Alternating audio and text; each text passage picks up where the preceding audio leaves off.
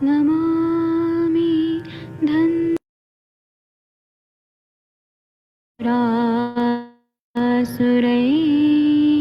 वन्दितपादपद्मम् लोके जरामृत्युनाशम्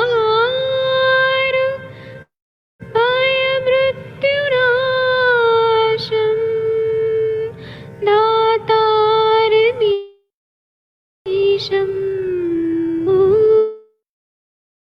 औषधीनां शङ्खं चक्रं जलौकां दधतं मृतघटं चारुतोर्भिश्चतुर्भिः सूक्ष्मस्वच्छादिरुद्यं शुकपरिविलसन् मौलिमम्भोजनेत्रम् कालाम्बोदोज्ज्वलाङ्गं कटितटविलसत् चारुपीताम्बराढ्यम्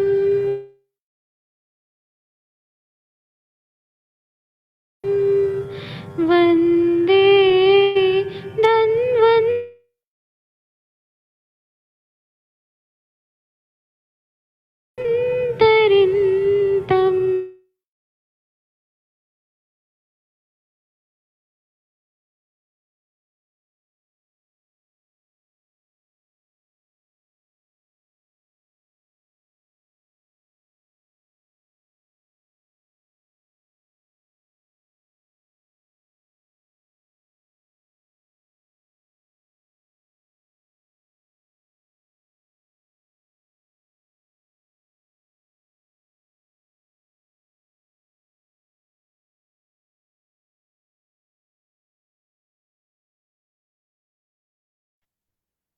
प्रणाम सभी लोगों को। मैं वैद्य अरविंद पाठक आप सभी लोग का स्वागत करता हूं। सभी लोग को कोटि कोटि प्रणाम करता हूं। आइए आज हम लोग 7 बजे वाला 7:30 बजे वाला हमारा जो सेशन होता है वह हम स्पेशल जो हमारा सेशन होता है उसकी शुरुआत करते हैं। मैं 1 मिनट रुक जाइए, सेटिंग कर रहा हूँ और फिर मैं दिखाई भी दूंगा आज। और हम लोग आज निमोनिया और उसका हेतु लिंग औषध इस पे हम लोग बात करेंगे, चर्चा करेंगे। आप लोग को जो भी अनुभव है वह आप लोग जरूर बताइएगा, क्योंकि आप लोग भारत के सर्वश्रेष्ठ चिकित्सक लोग हैं। आप लोग भी पेशेंट देखते हैं, आप लोग का भी हर चीज का अनुभव है। आज हम लोग इसी निमोनिया पे बात करने वाले हैं। मैं अपना वीडियो ऑन कर दिया हूँ, अभी मैं अपने आप को स्पॉटलाइट कर रहा हूँ।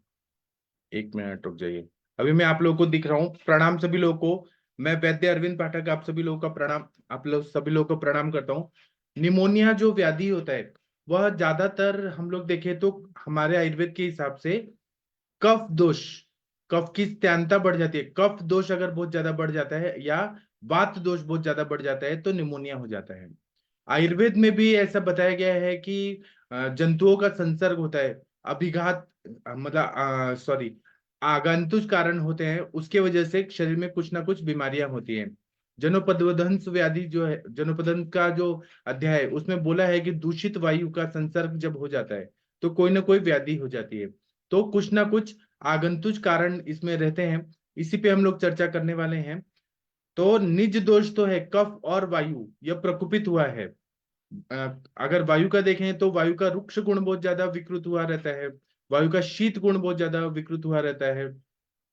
और वायु जो है वो फुफ्फुसों को बहुत ज्यादा आकुंचित कर देती है। जो अंदर ब्रोंकियल्स रहते हैं, एल्वोलाइज रहते हैं, उनको बहुत ज्यादा अंकुचित कर देती है। और जो कफ है, कफ जो है उसका जो शीत गुण है वो बहुत ज्यादा बढ़ जाता है। कफ स्त्यान और लीन अवस्था में फुफ्फुसों में जाके जमा हो जाता है।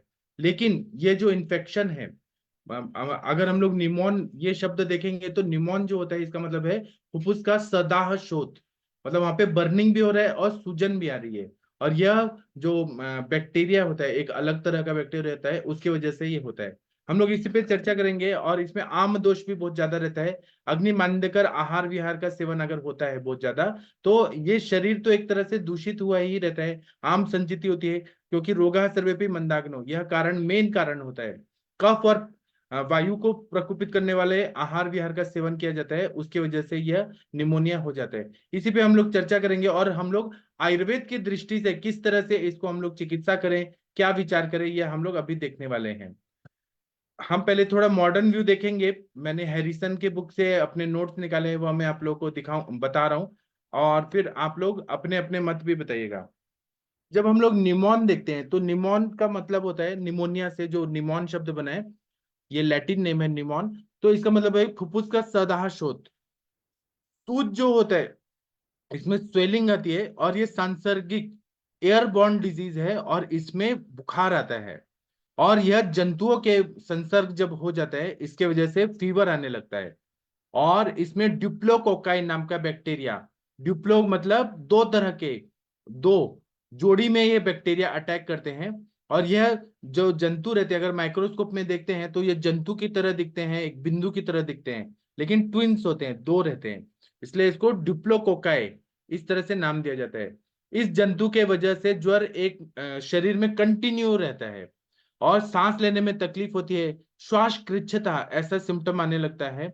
और प्रौढ़ लोग जो रहते हैं युवावस्था में ये ज्यादातर होता है। और बच्चों को होता है ब्रोंकियो निमोनिया होता है, लेकिन बड़ों को निमोनिया इस तरह से होता है, निमोनाइटिस। और इसमें 20 से 40 साल के जो पुरुष हैं उनको यह रोग ज्यादा होता है, जो लोग बाहर जाके काम करते हैं। और अगर वो लोग कपड़े कम पहन रहे हैं और ठंडी के दिन में काम कर रहे हैं, तो ठंडी का परिणाम छाती पे होता है, चेस्ट पे होता है, क्योंकि पुरुषों को बहुत ज्यादा बाहर काम करना पड़ता है। और स्त्रियों की अपेक्षा पुरुषों में ज्यादा होता है। जो स्त्रियां भी, माताएं बहनें भी बाहर काम करती हैं, उनको भी ये ज्यादातर हो रहा है, लेकिन जो लोग बाहर काम करते हैं उनको ये होता है। और इसमें एक साइड से फुफ्फुस की दुष्टि होती है, और दूसरे साइड से भी। और ज्यादातर यह राइट साइड में ये ज्यादातर होता है। फुफ्फुस का सदाह शोथ दो प्रकार का होता है। जब पूरे फुफ्फुस में, लंग्स में जब बहुत ज्यादा भाग दूषित हो जाता है और बर्निंग भी होता है, तो उसको निमोनिया, लोबार निमोनिया ऐसा बोला जाता है। और जहां पे फुफ्फुस के छोटे छोटे भागों में या बड़े बड़े भागों में होता है और बर्निंग सेंसेशन होता है, स्वेलिंग होता है, तो उसको ब्रोंको निमोनिया या लोबुलर निमोनिया ऐसे कहा जाता है। यह मॉडर्न की भाषा में डेफिनेशन बताया गया है।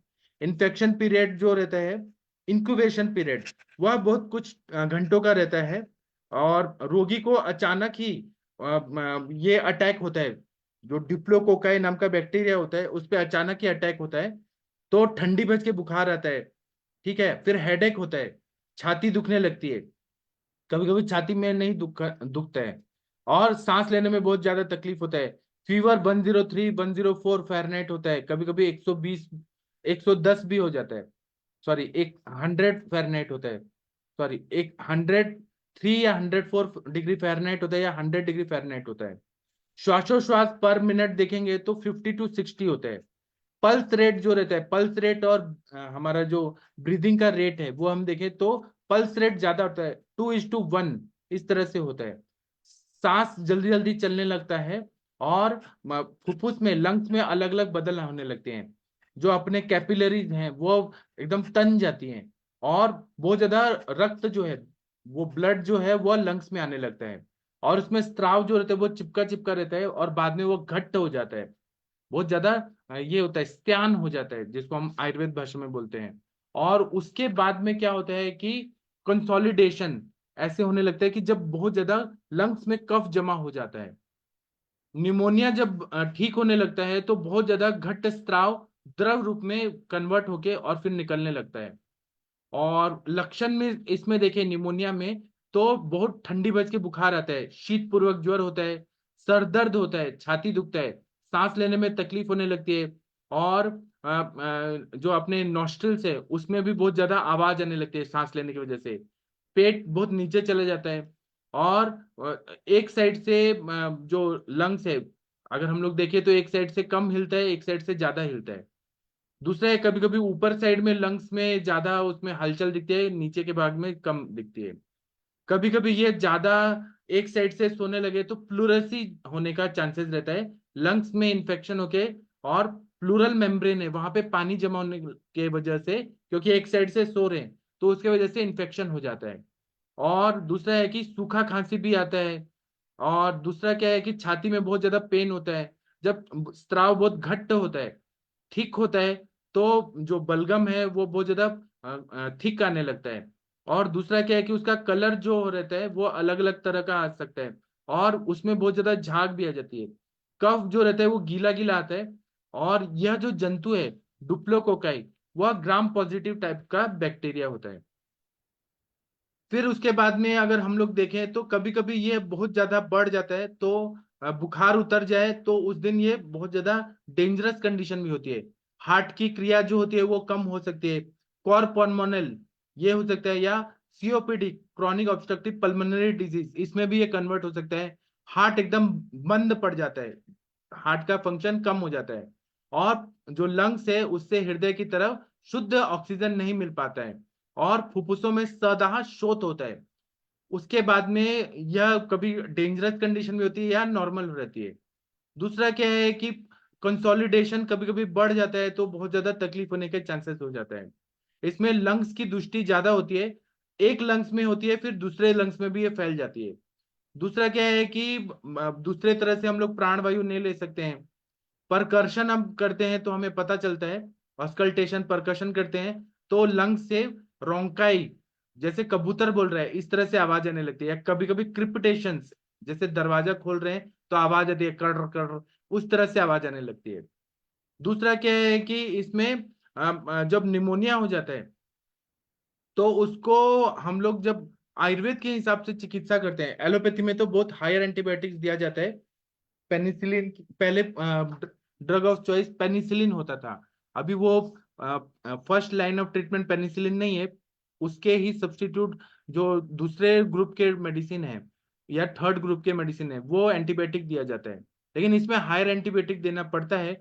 फीवर के लिए non steroidal anti inflammatory drug में जैसे क्रोसिन हो गया, कॉम्बिफ्लेम हो गया, ब्रूफेन हो गया, इन तरह बहुत सारी दवाइयों का कॉम्बिनेशन में देना पड़ता है, पैरासिटामोल वगैरह देना पड़ता है।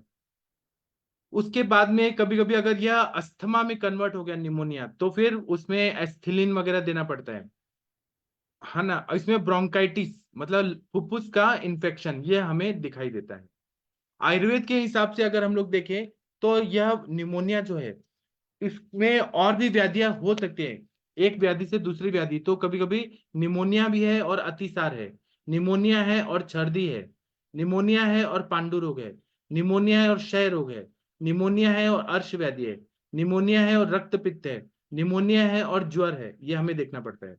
इसका हेतु अगर हम लोग देखें तो वात प्रकोपक हेतु बहुत सारे मिलते हैं, जैसे कि अति व्यायाम, अति संक्रमण चलना फिरना, अति मल मूत्र वेगों का अवरोध करना, ये सब हो सकता है।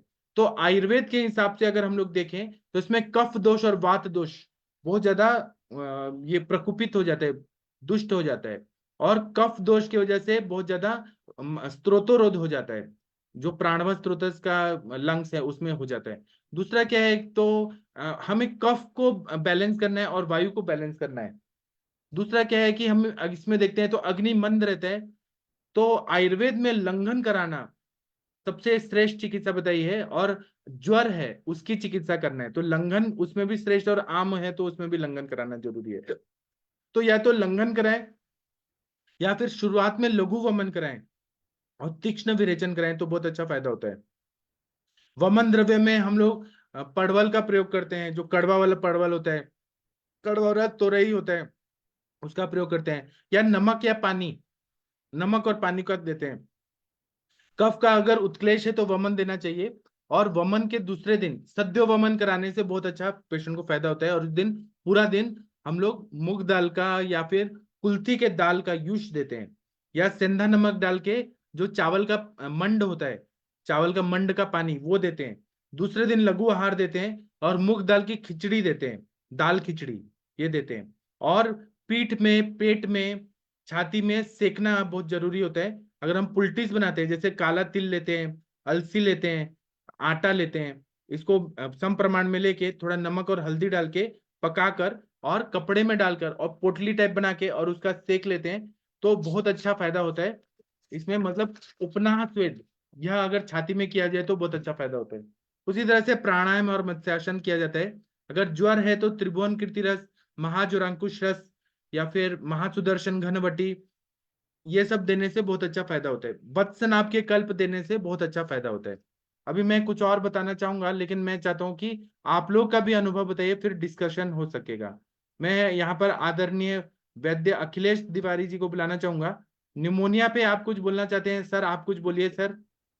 जी सर, प्रणाम सर, सभी को मेरा सादर प्रणाम। निमोनिया का तो बहुत सारे पेशेंट हम लोग को प्रैक्टिस में आता है, देखने को मिलता है, लेकिन एक चीज है कि ये निमोनिया में वातानुबंधित भी रहता है, पीतानुबंधित भी होता है, लेकिन मुख्य रूप से कफ का ही इन्वॉल्वमेंट होता है। कफ तो मुख्य व्याधि है इसका। और ऐसा देखने को मिलता है कि ये बीमारी वयस्क की अपेक्षा बच्चों में ज्यादा देखने को मिलता है। वयस्क में भी होता है, लेकिन बच्चे को ज्यादा होता है। और कभी कभी अस्थमैटिक पेशेंट जो आते हैं और उनका हिस्ट्री लेते हैं तो पता चलता है कि बचपन में जब उनको निमोनिया होता है, अगर प्रॉपर केयर नहीं हुआ, एलोपैथ मेडिसिन से वो सप्रेस कर दिया जाता है, तो बाद में वो अस्थमा में भी कन्वर्ट हो जाता है। वैसे जो निमोनिया के पेशेंट होते हैं, बाद में उनका जो अल्वलीज होता है, वायु कोष, उसकी जो कैपेसिटी होती है बहुत कम हो जाता है। उनको हमेशा बार बार ब्रीदिंग का प्रॉब्लम होता है, सांस लेने में दिक्कत होती है, या थोड़ा भी चले उले तो अगर हीमोग्लोबिन सब नॉर्मल होता है फिर भी ये दिक्कत होता है। तो हमारी आयुर्वेद की तो ब्यूटी है। अभी बोले सर कि अगर ऐसा पेशेंट आता है, और बच्चे में तो हमने देखा है कि सेंधा नमक और मस्टर्ड ऑयल, सरसों के तेल को बढ़िया से मिक्स करके उसके चेस्ट में आगे और पीछे लगा करके और सेक करते हैं तो बहुत अच्छा उसमें आराम मिलता है। और शद्य मवन बच्चे को तो करा नहीं सकते हैं, अगर एडल्ट है तो उसको अगर हम वमन करा दें तो उसमें आराम मिलता है।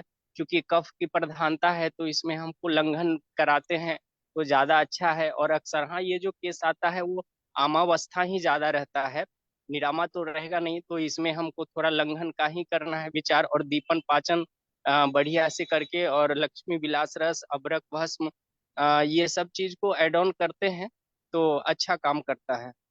जी सर। जी, बहुत अच्छा बताया सर आपने। और इसमें अगर हमें श्वास ऐसा सिम्टम लग रहा है, सांस फूल रहा है और उरह शूल है, तो हम लोग सरसों का जो बीज होता है उसको पानी में कूट के लेप लगाते हैं, उरह शूल है तो। और तीव्र विरेचन देते हैं, नाराज रस को गर्म पानी के साथ देते हैं। विरेचन देने से उरह शूल जो है वो ठीक हो जाता है और श्वास का वेग भी कम हो जाता है। इसी तरह से हम लोग श्रृंग्यादि क्वाथ है, जो भेषज रत्नावली में इसमें बताया, श्वास रोगाधिकार में बताया है। वात पित्त ज्वर का क्वाथ भी देते हैं या श्रृंग्यादि क्वाथ देते हैं। सोनामुखी देते हैं। हिंग, शुद्ध हिंग और मध के साथ चाटन देते हैं तो बहुत अच्छा फायदा होता है। इसी तरह से दालचीनी का प्रयोग करते हैं, मिश्री का प्रयोग करते हैं, काला मनुका इसको पीस के और अदरक के रस के साथ मोर मोह चाटन देते हैं तो निमोनिया में बहुत अच्छा फायदा होता है। इसी तरह से श्वास कुठार रस अगर हम लोग चूस चूस के लेते हैं या फिर उसको पीस के मिश्री के साथ हम लोग देते हैं, और अगर ये क्रॉनिक है तो हम लोग 6 महीने तक देते हैं तो बहुत अच्छा फायदा होता है। अगर कुछ कुछ पेशेंट को गर्मी की वजह से बहुत ज्यादा मुंह में छाले पड़ रहे हैं तो सुच्छेखर रस और श्वास कुठार रस और गुलकंद साथ में देने से फायदा होता है।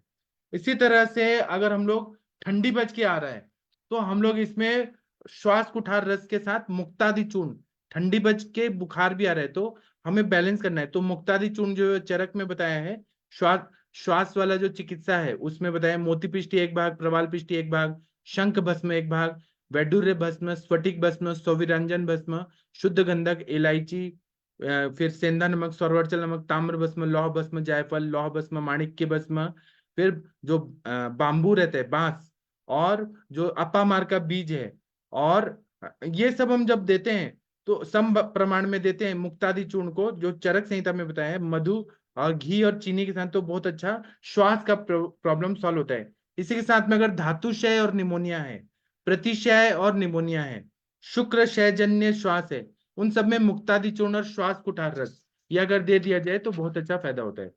अगर वृद्ध लोग हैं और कृष लोग हैं और उनको निमोनिया है तो रात को सोते टाइम रोज हरित की और मिश्री और सोनामुखी अगर हम 7 दिन तक दे तो अनुलोमन होता है तो उसमें बहुत अच्छा फायदा होता है। और सुबह के टाइम पे उनको थोड़ा बल भी बढ़ाना है तो कपी कच्चू का बीज देते हैं जो मन पे भी काम करता है और बृहण करता है। तो कपी कच्चू का चूर्ण, क्योंकि वृक्ष भी है, रसायन भी है, फुफ्फुस को ताकत भी देता है, तो सुबह घी और मधु के साथ विषम मात्रा में दें और सुबह च्यवन प्राशावलेह दें तो निमोनिया में बहुत अच्छा फायदा होता है। अगर कफ बहुत ज्यादा अटक गया है और कफ की वजह से सफोकेशन जैसा हो रहा है, श्वास कृच्छता हो रही है, तो इसमें धूम देना बहुत जरूरी होता है। तो हम लोग क्या करते हैं कि हनी बी वैक्स जो रहता है या फिर मोम होता है वो लेते हैं और सर्ज रस, राल बोलते हैं उस, और घी, इसका हम धूम देते हैं, तो जब धुआं जाएगा तो अपने आप श्वास नलिकाएं खुल जाती है। या धतूरा का जो पत्ता होता है उसका रस लेते हैं और उसको रात भर भिगो के रखते हैं और सुबह उसको कपड़े में सुखा के और उसका धुआं लेते हैं, तो तुरंत ही धतूरा का जो पत्तों का जो ये रहता है मतलब धुआं, धतूरे का धुआं जो रहता है वह ब्रोंको डायलेटर होता है। इसी तरह से हम लोग कनकासव भी देते हैं तो बहुत अच्छा फायदा होता है।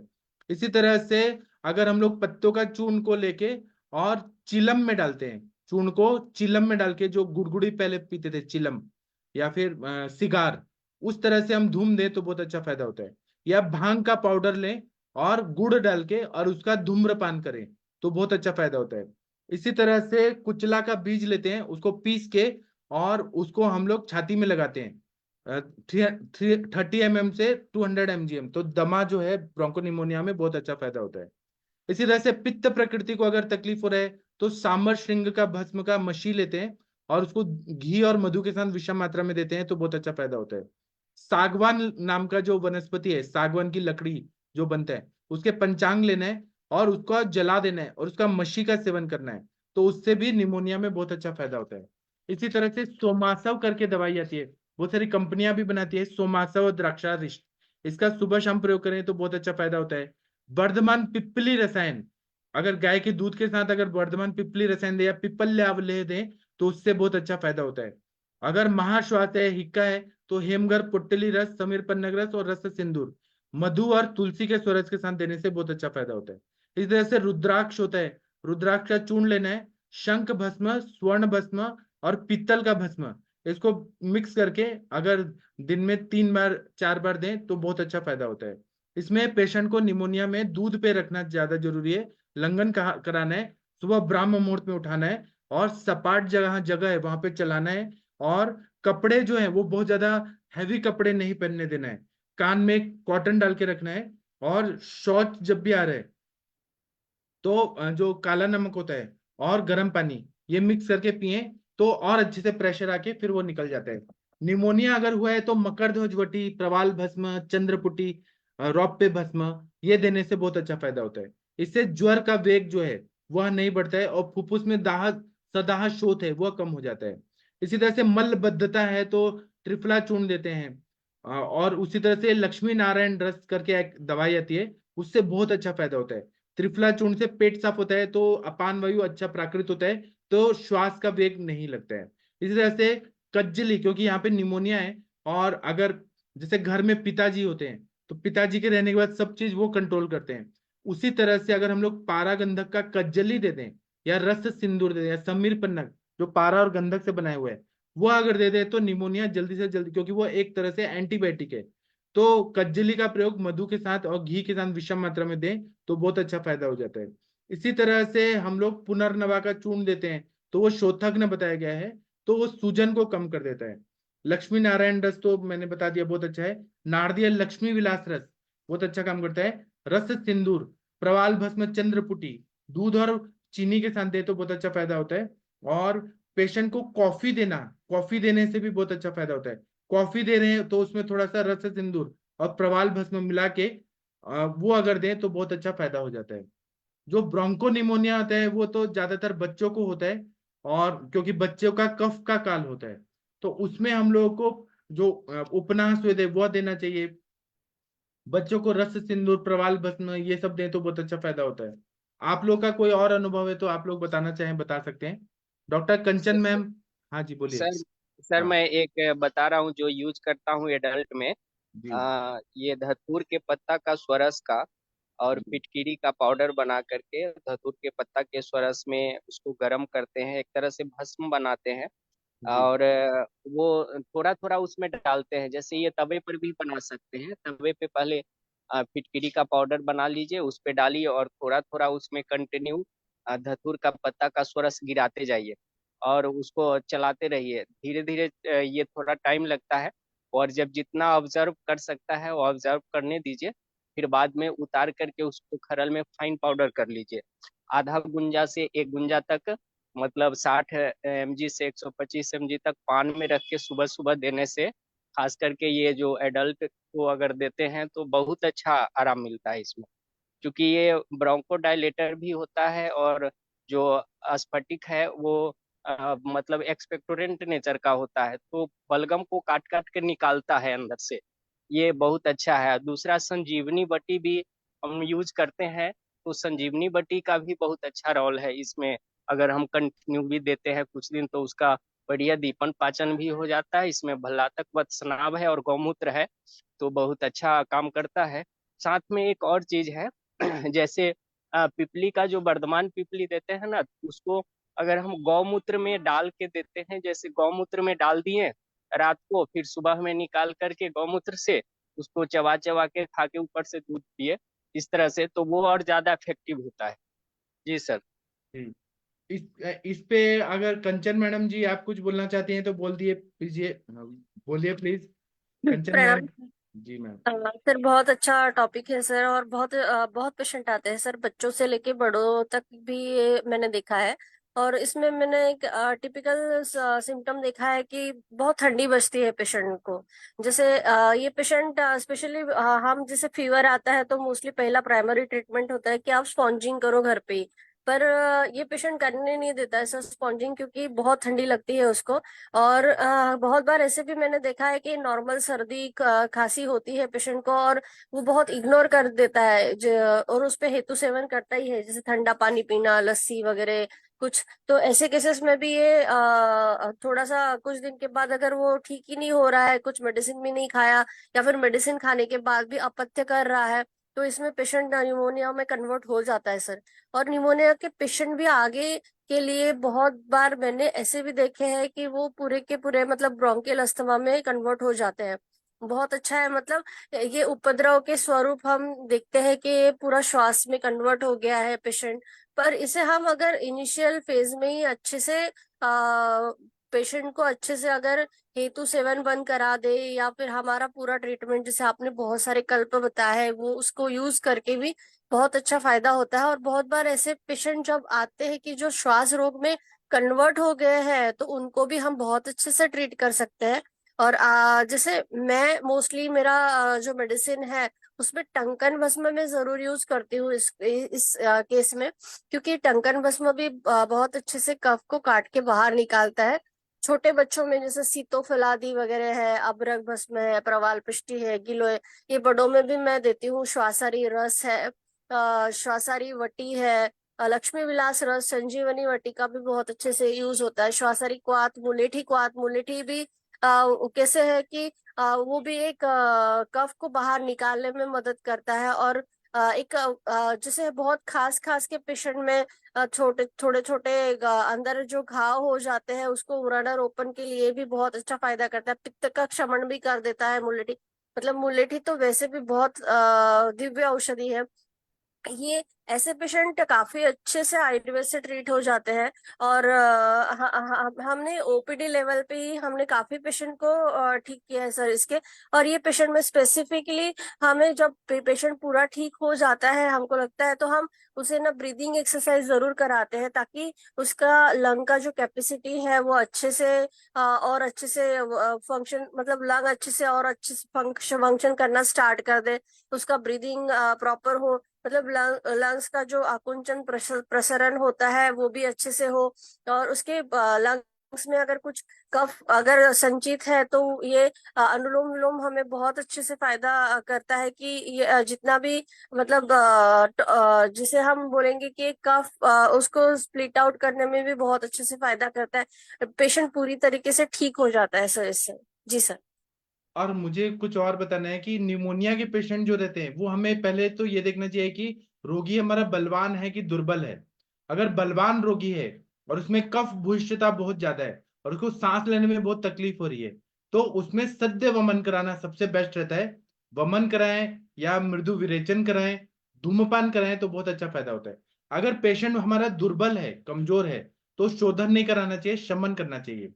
तो इसमें हमें क्या करना है कि दुर्बल रोगी है तो उसको स्नेह देना है।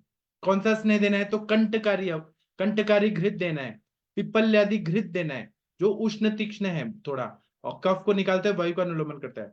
युष कल्पना देना है, उसमें व्योष डालना है, त्रिकटु डालना है, पंचकोल डालना है, पिपली पिपली मूल चव्य चित्रक शुंठी। उसी तरह से मास्त्रस, अगर नॉनवेज खाता है तो मास्त्रस का प्रयोग करना चाहिए। दूसरा क्या है कि कफ का उत्क्लेश नहीं है और रोगी दुर्बल है तो उसमें स्वेदन नहीं किया और आपने शोधन करने लगा तो वात प्रकोप होने की आशंका रहती है। और ये वायु प्रकोपित है ही इसमें, निमोनिया में, तो आपने और वायु का प्रकोप किया तो मर्मोपघात हो सकता है, इसीलिए और वो हार्ट पे प्रेशर डाल सकता है। इसलिए हमें हमेशा स्नेहन और स्वेदन ये करना चाहिए, दोषों का तरतम भाव देखना चाहिए, उनका उत्कृष्टता कितना है वो देखना चाहिए, रोगी का बल देखना चाहिए, एक साथ विचार करना चाहिए। अगर कफ भूयिष्ठता बहुत ज्यादा है तो इसमें वमन कराना सबसे श्रेष्ठ रहता है। वमन के पहले उर्व भाग में लवण और स्नेह से या फिर लवण और सरसों का तेल उससे पूरी तरह से अभ्यंग कर दे, और उसके बाद हम लोग घृतपान कराते हैं थोड़ा, और या फिर आप महातिक्त घृत या पिप्पल्यादि घृत, कंटकारी घृत, भारंग्यादि घृत, ऐसे बहुत सारे घृत हैं जो श्वासकाश में बताए गए हैं, श्वासकाश रोगाधिकार में बताए, उसका प्रयोग करके हम लोग स्नेहन करते हैं। इससे क्या होता है कि, और स्वेदन देते हैं, तो इससे क्या होता है जो ग्रथित कफ है या लीन कफ या स्त्यान कफ, ये विलयित हो जाता है और वो द्रवीभूत हो जाता है और शाखा से कोष्ठ में आने लगता है, धातुओं से अलग हो जाता है, स्त्रोतों में मृदुता आ जाती है, वायु का अनुलोमन होता है, और जो वायु ने वहां की श्वास नलिकाओं को रुक्ष कर दिया था उसमें में मृदुता आती है, क्योंकि आपने स्नेहन किया फिर स्वेदन किया। और रोगी को स्निग्ध पदार्थ का सेवन करने से कफोत्क्लेश होने लगता है, और बाद में जब कफोत्क्लेश हो रहा है मतलब उसको उल्टी जैसा नौशिया जैसा फील हो रहा है तो स्नेहन स्वेदन के बाद में वमन देना चाहिए। वमन के लिए मदन फल, वचा, यष्टि मधु, पिपली, सेंधा नमक, शहद आदि से वमन कराया जाता है। दोषोत्क्लेश अच्छा होने के बाद आकंठ प्राशन करने के लिए लवण का जल, मतलब नमक और पानी, या इक्षुरस या यष्टि मधु फांड का प्रयोग कर सकते हैं। वमन से जो दुष्ट कफ है, स्त्यान कफ है, ग्रथित कफ है, वो निकल जाता है, स्त्रोतस खुल जाते हैं और श्वास का वेग तुरंत कम हो जाता है। और उसके बाद में हम लोग इसमें धूम्रपान कराएं तो बहुत अच्छा फायदा होता है। धूम्रपान के लिए धतूर पत्र, मनशिला, बाजरे का आटा, इनको मिक्स करके और धूम्रपान करें, बहुत अच्छा फायदा होता है। ये उष्ण तीक्ष्ण वातानुलोमक द्रव्य है, इनसे बहुत अच्छा फायदा होता है। इसी तरह से विरेचन करने से प्राण वायु की प्रतिलोम गति होती है। नहीं, इसमें प्रतिलोम गति प्राण की हुई है, तो हमें अनुलोम गति करना है प्राण की, तो स्त्रोतस खुलेंगे तो, और वायु का अनुलोमन अपान वायु को, इसलिए अपान वायु को ठीक करने के लिए विरेचन देना बहुत जरूरी रहता है। अगर अवरोध आ रहा है तो वहां पे श्वास कृच्छता आ रही है, अगर अवरोध नहीं है तो अपने आप सब वायु अनुलोमित हो रहा है, इसीलिए यहाँ पर, और वेगावरोध की भी हिस्ट्री रहती है, इसलिए वहां पे विरेचन देना बहुत जरूरी रहता है। विरेचन करने से बहुत अच्छा फायदा होता है। यहाँ पे बोला है यद किंचित कफ वातग्नम उष्णम वातानुलोमनम वेशजम पानमत्र तद हितम, ऐसा बोला है कि जो भी चीजें कफ और वायु का हमें नष्ट करे, उनको वातग्न और कफग्न रहे, वो देना है, वायु का अनुलोमन करें, ऐसे मेडिसिन का भी प्रयोग कराना है। तो हमें जो भी चिकित्सा देना है उसको सोच समझ के देना पड़ता है। इसी तरह से हम लोग निमोनिया में आयुर्वेदिक एंटीबायोटिक और श्वासकाश पे दवाई देने काम करने वाली दवाइयां, तो हम लोग रसकल्प यूज करते हैं, जैसे श्वास कुठार रस, स्वर्ण कल्प में श्वासकाश चिंतामणि रस, लक्ष्मी विलास रस, महालक्ष्मी विलास रस, नारदियल लक्ष्मी विलास रस, उसी तरह से हम लोग इसमें समीर पन्नग रस, कर्पूर आदि चूर्ण, उसी तरह से तालिस आदि चूर्ण, सीतोपल आदि चूर्ण, टंकन शार या टंकन भस्म का प्रयोग करते हैं, चतुर्भुज रस, कभी कभी मल्ल सिंदूर, कनकासव जैसे द्रव्यों का प्रयोग करते हैं। श्वास कुठार जो है वो कफ भूयिष्ठ श्वास के लिए या फिर निमोनिया के लिए बहुत उत्कृष्ट कल्प है, और इसमें मरीच जो है, काली मिर्च है, वो बहुत उष्ण रहता है, उष्ण होने से हम ये वायु का प्रकोप होने की जरूरत, ये संभावना होती है, इसलिए श्वास कुठार दे रहे हैं तो कोई ना कोई हमें उसके साथ घृत पान कराना बहुत अच्छा रहता है। और सिंदूर कल्प है, कस्तूरी कल्प है, वो देने से फायदा होता है। उसी तरह से कनकासव, कंटकारी अवले, यष्टि मधुकल्प, धात्र्यादि अवले, समीर पर नगरस देने से बहुत अच्छा फायदा होता है। मनशिला, यष्टि मधु, धतूर पत्र से हम लोग धूमपान करें तो तुरंत ही फायदा हो जाता है, वो एक एंटीबायोटिक भी रहता है। दूसरा है कि न बृहत लंघ्या नाम, बृहंस्तु मृदु लंघित, जो बहुत ज्यादा बृहण हुए वाले संतर्पण जन्य लोग हैं उनको हमें मृदु लंघन देना है, और जो बृहण वाले लोग हैं उनको भी बहुत ज्यादा लंघन भी नहीं देना है, मीडियम मार्ग से चलना है, तो इससे बहुत अच्छा फायदा होता है। और ये बोले जो लंघनीय है उनको बृहण नहीं देना चाहिए, जो बृहणीय रोगी हैं उनको लंघन नहीं देना चाहिए, और लंघन देना है तो अल्प मात्रा में देना चाहिए। और यह सामान्यतः अग्निमान दे इसमें कारण रहता है, तो अग्नि को अच्छा करने के लिए हमें जितना पेशेंट की शक्ति है उतना लंघन कराना बहुत जरूरी रहता है। इसी तरह से हमें और कॉज निकालना है कि धुआं लगा है क्या, धूल लगा है क्या, ठंडी हवा लग रही है, एसी में बैठा है क्या, एसी में कंटिन्यू रहने की वजह से स्वेद प्रवृत्ति नहीं होती है, और उन लोगों को निमोनिया उसके वजह या ठंडा पानी पीने की वजह से हुआ है क्या, क्यों हुआ है, वो देखना बहुत जरूरी होता है। आहार में द्रव उष्ण लघु दीपन पाचन करने वाले द्रव्य लें, और लहसुन और अदरक का सेवन कराएं। स्नान के लिए भी और पीने के लिए भी गर्म पानी का प्रयोग करें, तो इससे बहुत अच्छा फायदा हो जाता है। भल्लातक के कल्प का भी प्रयोग करने से फायदा होता है। इसी तरह से हींग, नागकेशर, त्रिकटु, शर्करा, कर्पूर, या जैसे कर्पूर आदि चूर्ण वगैरह दें, एलादी वटी ये सब दें तो बहुत अच्छा फायदा होता है। सम शर्कर चूर्ण, हिंग वाष्टक चूर्ण ये दें तो बहुत अच्छा फायदा। परपट्टी कल्प में अगर हमें ग्रहणी को ठीक करना है तो रस परपट्टी बहुत अच्छा काम करता है। और ये जब निमोनिया ठीक हो जाता है, हमने शोधन दिया, शमन दिया अवस्था के हिसाब से, तो अपुनर्भव चिकित्सा देना भी बहुत जरूरी होता है। तो इसमें हम लोग कनकासव को थोड़ा लॉन्ग टाइम तक चला सकते हैं, या फिर हम लोग यष्टि मधु सिद्ध घृत दे सकते हैं कि उसका लंग्स थोड़ा मजबूत हो जाए, या कंटकारी घृत, कंटकारी अवले, भारंग्यादि अवले, सौभाग्य शुंठी पाक, व्योषादि घृत, पंचकोलासव, ऐसे दीपन पाचन करने वाले द्रव्य का प्रयोग करें। अगर पेशेंट पित्त प्रकृति का है तो हम लोग तिक्त रसात्मक द्रव्य जैसे महातिक्त घृत, रस पाचक, रक्त पाचक ऐसे दें। और फुफ्फुस जो है वो रक्त के फेन से बना हुआ है, तो रक्त पाचक ज्यादा लॉन्ग टाइम तक दें तो बहुत अच्छा फायदा होता है। इसी तरह से श्वास कुठार रस, सुच्छेखर रस, कर्पूर आदि चूर्ण, हेमगर्भ, सहस्त्रपुटी अभ्रक भस्म, श्लेष्मांतक रस, बृहत्वाद चिंतामणि रस, हेमाब्र सिंदूर, रसाब्र गुग्गुल, महामृत्युंजय लौह, ऐसे बहुत सारे द्रव्य हैं, ब्रॉड स्पेक्ट्रम में द्रव्य हैं। कस्तूरी भैरव रस भी बहुत अच्छा काम करता है, जो हृदय को बल देता है। जब हृदय में कॉर पल्मोनल जैसे कंडीशन आ रही है तो बहुत अच्छा फायदा होता है। अब मैं चाहूंगा कि वैद्य महेश जी, महेंद्र जी, आप कृपया बोलेंगे सर। डॉक्टर सर मैं ये महेंद्र कह सर रहा जी। था कि इसमें जो इसको अपन सन्नपात जरूर मान सकते हैं, बासलिस्मण जिसको कर्कटक कहा है उसमें भाप प्रकाश में। जी और इसमें इसके हिसाब से जो अष्टदशांग पात है, जिसमें दसमूल है, कचूर है, काकड़ा सिंगी है, पुष्कर मूल है, जवासा, सौंठ और इंद्रजो और जी परवल पत्री और कुटकी, इनका जो अपन प्रयोग कर सकते हैं उसके हिसाब से। जी और वैसे तो इसमें कफनाशक और हृदय रोग ये अपने को मेडिसिन देनी है, उसके हिसाब से इसका ट्रीटमेंट ये अपन करते हैं जनरली में। और उसके हिसाब से इसमें आगे अपन जो जो काम कर सकते हैं उसके लिए अपन और भी चीज कर सकते हैं। जैसे यदि खाने पीने में दिक्कत है या अपन को लीवर की दिक्कत है, उसके हिसाब से शुष्क कांस है तो उसमें कास कर्तरी वगैरह, टंकण वगैरह प्रयोग कर सकते हैं। चिंतामणि, श्वास कास चिंतामणि, उसका भी प्रयोग कर सकते हैं। इसके अलावा इसमें और भी चीजें अपन उपयोग कर सकते हैं, क्योंकि इसमें मैंने जो इसका देखा है, क्या नाम है, ये भी बता रहे थे धतूर का, इसका सुप्रा का, इसका भी अच्छा उपयोग है इसका। जी और इसके अलावा इसमें यही मैं कह रहा था, इसमें क्योंकि इसमें लीवर का भी दिक्कत है, इसमें नवाइस लो वगैरह का भी अपन प्रयोग कर सकते हैं। इसमें अब्रक का भी, इसमें जो सतपुटी अब्रक होती है उसका भी अच्छा प्रयोग है। और उसके बाद में जो आपने बताया रसायन के, लेकिन बाद में ये बच्चों को जनरली होता है कि दो तरह का होता है, ये एक तो फुफ्फुस में और एक उसका लोब्स में, श्वास प्रणाली का।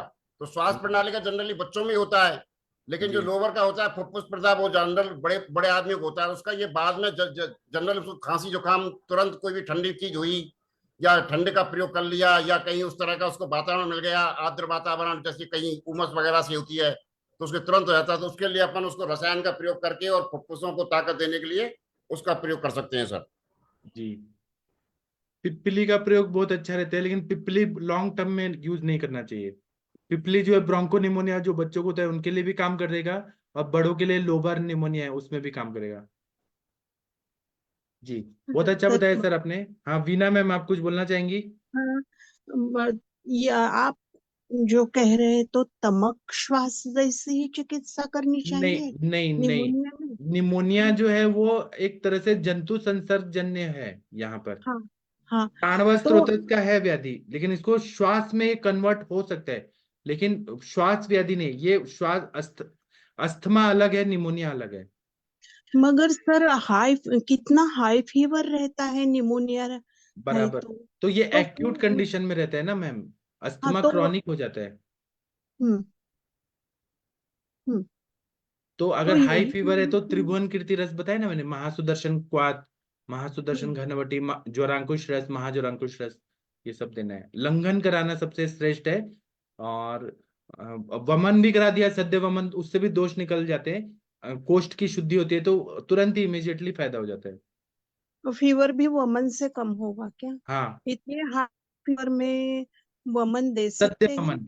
आप सद्य एक रस वमन, हाँ। पिला के और मदन फल का चाटन करें, उल्टी हो जाएगा, पेशेंट को तुरंत रिलीफ मिल जाएगा।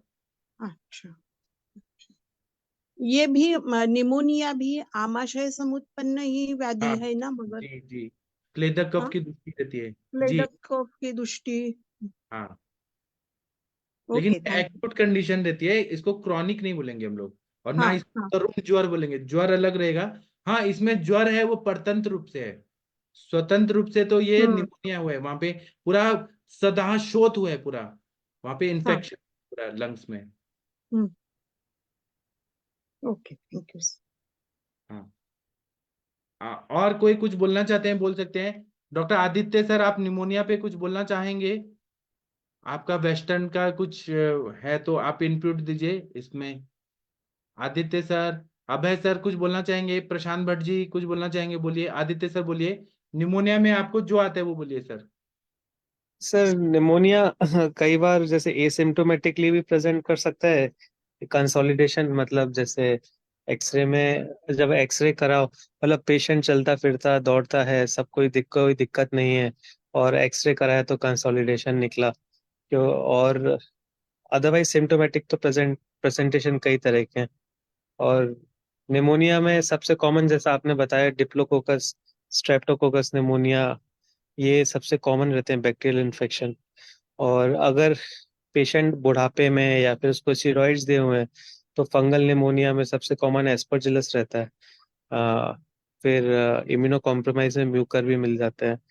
तो बैक्टीरियल सबसे कॉमन रहता है। और जो वायरल के जो निमोनिया रहते हैं उसका प्रेजेंटेशन मतलब उसमें कंसोलिडेशन नहीं मिलता है, लेकिन इंटरस्टिशियम इन्वॉल्व होती है, तो मतलब इंक्रीज ब्रोंकियल, ये ब्रोंकोवेस्कुलर मार्किंग जैसी चीजें मिल सकती हैं। और मतलब डिफ्यूज टाइप का उसमें छोटा छोटा इन्फिल्ट्रेट्स मिलता है वायरल में या एटिपिकल जैसे बैक्टीरियल में। और निमोनिया निमोनिया टीबी के कारण भी हो सकता है।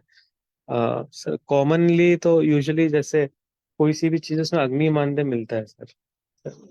और उसके कारण जब लंग्स फुसफुस में अगर खराबी आती है तो फिर जो सिम्टम्स होते हैं जैसे रेस्पिरेटरी रेट बढ़ना, और ब्रेथलेसनेस महसूस होना, और नींद में दिक्कत आएगी क्योंकि रेस्पिरेटरी रेट बढ़ जाएगा, और लेटने में सिम्टम्स बढ़ भी सकते हैं।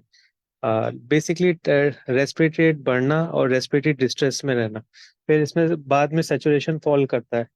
और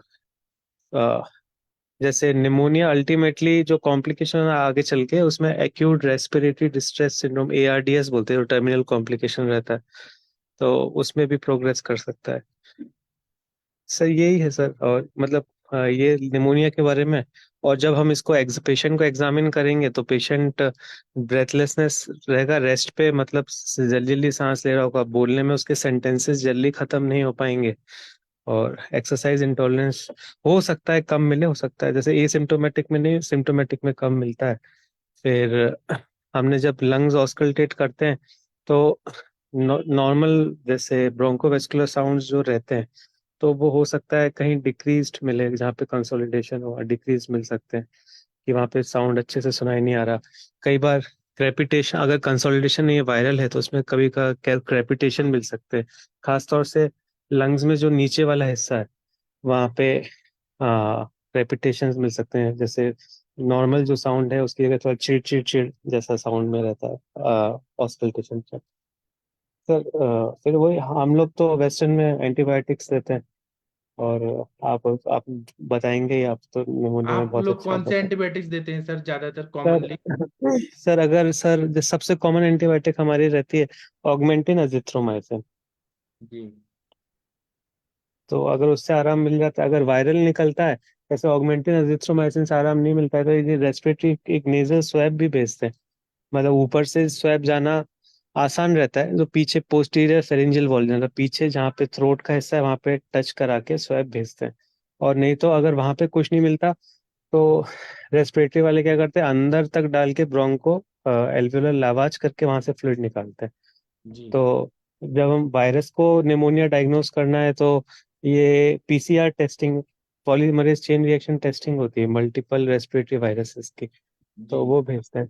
और बैक्टीरियल के लिए कल्चर भेजते हैं स्वैब से। और टीबी के लिए सबसे स्पेसिफिक जो रहता है सीबी नेट करके टेस्ट होता है, टीबी पीसीआर, वो भेजते हैं, जी सेंसिटिव जो रहता है। तो यही है सर। और सीटी स्कैन अगर कराएंगे तो जो जिस तरह से लीजन रहते हैं वो उनको कैरेक्टराइज किया जा सकता है। तो अगर ये जैसे कंसोलिडेशन मतलब किस टाइप के चेंजेस हैं उस पे, मतलब अभी मैं वर्ड्स याद नहीं कर पा रहा हूँ, मतलब वो जो पैटर्न याद है कि या तो फंगल रहता है या बैक्टीरियल रहता है, तो हम थोड़ा डिलीनेट कर सकते हैं अगर लावाज, क्योंकि लावाज इन्वेजिव प्रोसीजर रहता है, जैसे ब्रोंकियो एल्वियोलर लावाज, कि जब हम जो रेस्पिरेटरी वाले अंदर से फ्लूइड निकालने लावाज करने के लिए डालते हैं। जी तो अगर अगर पेशेंट सही नहीं हो रहा था तो सीटी स्कैन करते देखने के लिए क्या चल रहा है। जी जी सर। ठीक है सर, थैंक यू, बहुत अच्छा बताया आपने सर। हाँ, और किसी को कुछ बोलना है तो बोल सकते हैं। सब इसमें जो ये मॉडर्न के हिसाब से जब देखते हैं अपन तो 4 तरह के जीवाणु बताए हैं। जी न्यूमोकोकस और बैसिलस निमोनिया और स्टेप्लोकोकस और स्ट्रेप्टोकोकस। जी और इसके ये 4 तरह के बताए हैं और इसमें स्थान भेद से इसमें 8 तरह का बताया है। ये जी डबल निमोनिया, वांडरिंग निमोनिया और सेंट्रल और सेरेब्रल निमोनिया, लोबुलर, जी और एक फुफ्फुस घाव जो होता है वो है, और एक फ्रंग रोग समूह है सिफिलिस वाला, और जी आंतरिक ज्वर ज्वर से है। इसमें जी फिर अपने अपने हिसाब से इसमें आज के हिसाब से इसमें अपने वो भी बताया, कारण भी इनका अलग अलग बताया सबका ही, इसमें कारण क्या हो सकता है। जी तो इसमें बताया है कि कारण इसमें अलग अलग है, जैसे गरीब हो या उस तरह से उसमें आर्द्र वातावरण है, उस तरह का भी इसमें लक्षण मिलते हैं। जी तो ये इस तरह 8 तरह का भी होता है ये सब, ये लक्षण बेस से आज के जो मॉडर्न के हिसाब से इसको हम 8 तरह का प्रयुक्त कर सकते हैं सर। जी thank you sir. Thank you sir. और कोई कुछ बोलना चाहते हैं निमोनिया में तो बोल सकते हैं। आप लोग का कोई अनुभव है? Neha ma'am, doctor S N Tripathi ji, Preeti ma'am, doctor Rajkumar ji, doctor Veena ma'am, doctor Gangwar sir, doctor Abhay ji, कुछ बोलना चाहते हैं बोल सकते हैं। अगर नहीं बोलना चाहते हैं कोई बात नहीं। अभी मैं सेशन बंद करने के पहले मैं कुछ और बताना चाहूंगा। अब पुनर्भव चिकित्सा में हम लोग या फिर एक्यूट स्टेज में भी स्वर्ण मालिनी वसंत का प्रयोग करते हैं, बहुत अच्छा फायदा होता है। भल्लातक आसव श्रृंग भस्म वो देते हैं, और भल्लातक आसव से साइड इफेक्ट नहीं होना चाहिए, कम मात्रा में देना है। और लहसुन का अर्क देने से फायदा होता है, क्रव्याद रस देने से फायदा होता है, सम शर्कर चूर्ण ये सब देने से फायदा होता है। जैसा कंडीशन है उस हिसाब से, कभी कभी स्वर्ण भस्म और जसत भस्म देते हैं, जैसा कंडीशन है उस हिसाब से हम लोग डिसाइड करते हैं। तो मैं अभी का सेशन बंद करता हूँ। 9 बजे हम लोग क्लिनिकल संभाषा में मिलेंगे। आप लोग तब तक आराम करिए, फिर मिलते हैं। थैंक यू, प्रणाम सभी लोग को।